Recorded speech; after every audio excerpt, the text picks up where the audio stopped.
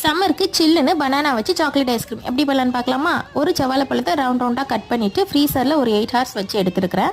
அதை வந்து மிக்சர் ஜாருக்கு மாற்றிக்கலாம். ஒரு 20 கேஷ்யூ நட்ஸை வந்து ஊற வச்சுருக்கேன் 10 நிமிஷத்துக்கு. அதையும் இதோட ஆட் பண்ணிவிட்டு 3 பேரிச்சம்பழம், 1 டேபிள் ஸ்பூன் கொக்கோ பவுடர், 1 மூடி வெனிலா எசன்ஸ் இது எல்லாத்தையும் சேர்த்துட்டு மிக்சர் ஜாரில் போட்டு சூப்பராக வந்து அரைச்சி எடுக்க போகிறோம். அரைக்கும் பொழுது வந்து பார்த்திங்கன்னா உடல 1 டேபிள் ஸ்பூன் அளவுக்கு தண்ணி சேர்த்து நல்ல மையாக அரைச்சிக்கோங்க. உள்ளே வந்து எந்த ஒரு கட்டி இருக்கக்கூடாது, நல்ல மையாக அரைச்சிக்கணும். இதை ஓப்பன் பண்ணி பார்க்கும் போதே நல்ல சாக்லேட்டி ஸ்மெல் சூப்பராக இருக்கும்.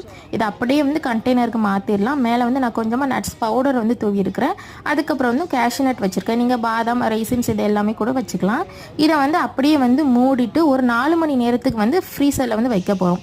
இல்லைனா நீங்கள் ஓவர் நைட் கூட வச்சு எடுத்துக்கலாம். நான் ஒரு 4 ஹவர்ஸ் வச்சு தான் எடுத்தேன். நல்லா செட் ஆகி சூப்பராக இருந்துச்சு. சாப்பிட்டு பார்க்கும்போது நல்லா சாக்லேட்டி ஐஸ்கிரீம் செம்மையாக இருந்துச்சு.